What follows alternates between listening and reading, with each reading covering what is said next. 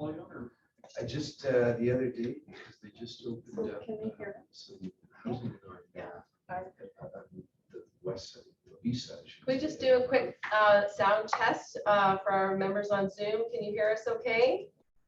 We get a thumbs up? Yep. Yes, we can. Yep. Okay, Madam Chair, we're ready to get started. Thank you.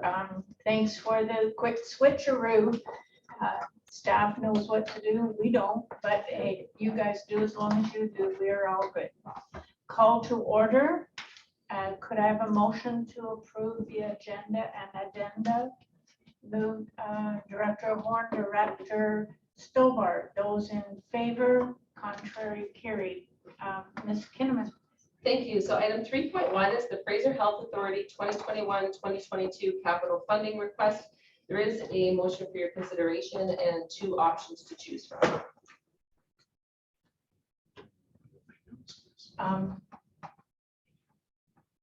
Is there someone prepared to move a motion?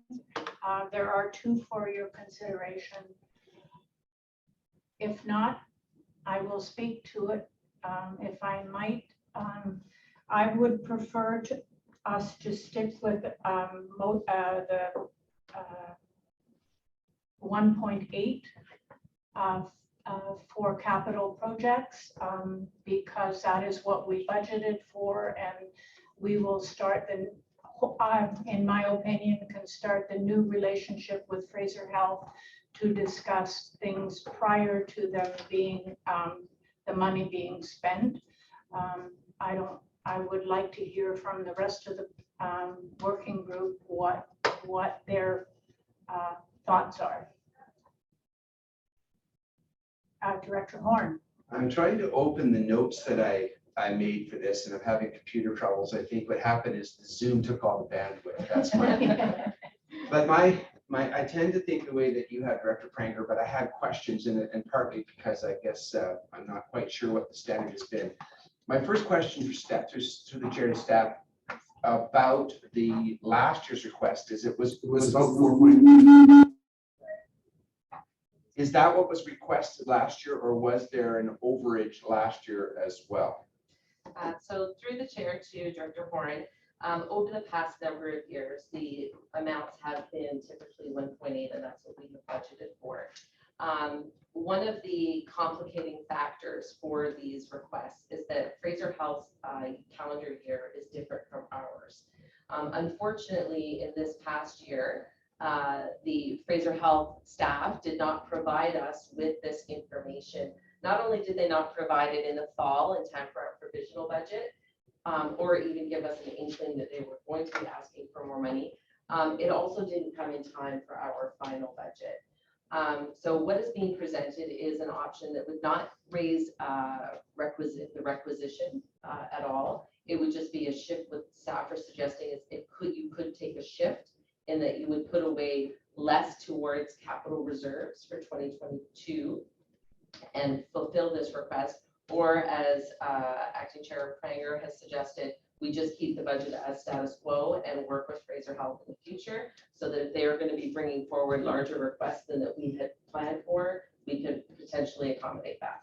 Well, and that's exactly where I would be. I think if the motion needs to have language to support that, that's fine. But I think it's about saying to Fraser Health, if we need to revisit our budgeting practices, I don't like the idea. We talked about this informally after the last board meeting. We should actually be thinking about bolstering reserves given the escalating costs of land. And the other thing about this, as I looked at it, it was small, is that one of the items there had to do with carbon neutralizing a building. And I don't know whether or not as a board that fulfills really what the community sees our mandate as being. I think our mandate is bolstering healthcare services. So I'll let others ask questions, but that helps me tremendously. And when others have asked them, I would support the option one, whether it's moved by me or somebody else. Option 2 is Sorry, the option one 2, where we committed to the 1.8 and stay with our 1.8, and then develop the relationship earlier on in the year so that we're budgeting proper amounts and not having to shift, even though it does, we can do it without raising a tax requisition. Yeah. It is still taking away from future reserves. Thank you. I meant to say option 2. Um, I think Director Ross. Director Ross? Thank you. Yeah, I appreciate the comments of colleagues. I just, to be honest, is a little on the fence, just because when you look at the list of equipment or whatever, aside from the one just mentioned about emission reduction, they're all, well, that one as well is very much necessary.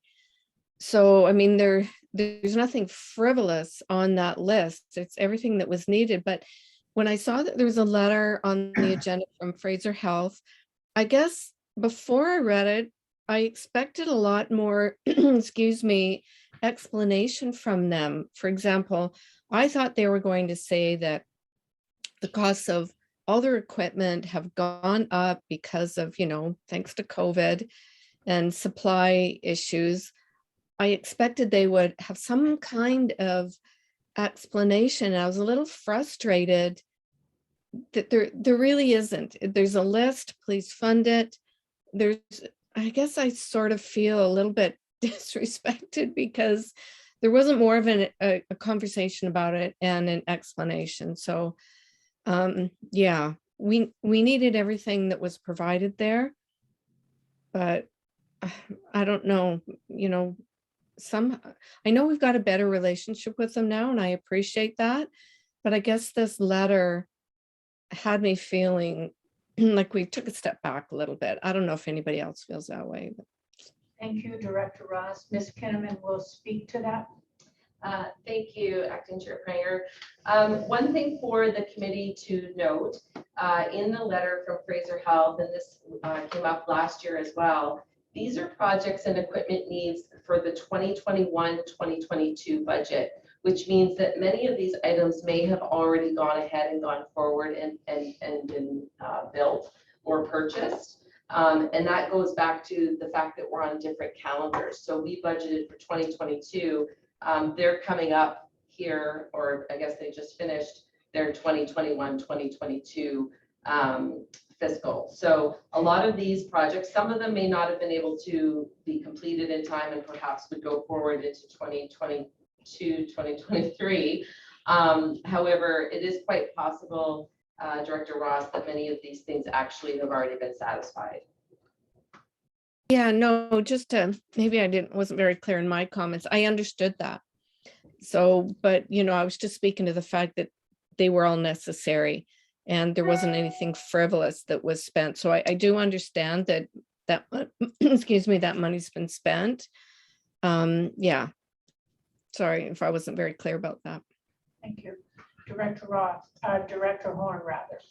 I just wanted to say that I think what Director Ross just said is part of the problem. And I think that a further discussion may change some of the way we feel about the additional funds. But for today, I think that the system is broken. We ran into this with the RCMP and integrated services where they would go and spend without checking with us. And that just fundamentally misses a very vital step. So I agree with Director Ross, and it may come that our conversations lead to that. But I also think we need a little bit of impetus to have those conversations and a revision of the policy. Director Dickey. Thank you, Madam Chair. I'm just curious, the separation between 1.8 and 4.2, there's a lot of distance there. Is there a sense that the scale of these budgets has changed permanently, or is this just an aberration? Through the chair to Director Dickey, I think we can expect that there are going to be increases over time in these kinds of items. However, Fraser Health is going to be meeting with the full board at this April meeting. We have some opportunities to have some informal discussion, as well as this item would come to that agenda, and Fraser Health will be in attendance. So perhaps that would be a good question we could direct to Fraser Health at that time. Any other comments by directors? Was that a motion? I'll move it, I'll move option 2, Director Pranger. Is there a seconder for option 2, Director Dickey? Any further discussion? Those in favor? Contrary, carried. Just as a comment, Director Raymond had promised a more fulsome relationship with Fraser Health, and I think this, the dinner and the opportunity at the 28th board meeting will be the beginning of that, and so we can have budgeting in place that we are all certain of, and not come up with this at the after effect. So look forward to that discussion with Fraser Health. Reports, go ahead, Ms. Kinnaman. Thank you. So we'll move down to item 5, which is public question period for items relevant to the agenda. I'll just turn things over to our corporate officer. It doesn't appear that we have anybody from the public in our room here today. No, we do not have any members of the public joining us today. We have not received any email questions, and we have nobody joining us on Zoom. So we're free to move to the next item. So the next item would be resolution to close the meeting, Madam Chair. Do I have a motion for to close the meeting? Director Dickey and Director Rob. Those in favor, contrary, carried. Okay, we'll just give us a couple seconds to figure out our. My apologies, Chair Pranger. I had to take a phone call. I've been waiting for this for a couple of days, so my apologies. I wasn't there for the vote. You're forgiven. I hope it was Oh, to right. get Thank more you. money. Sorry. All right, let's put it on this computer. Sorry, apologies.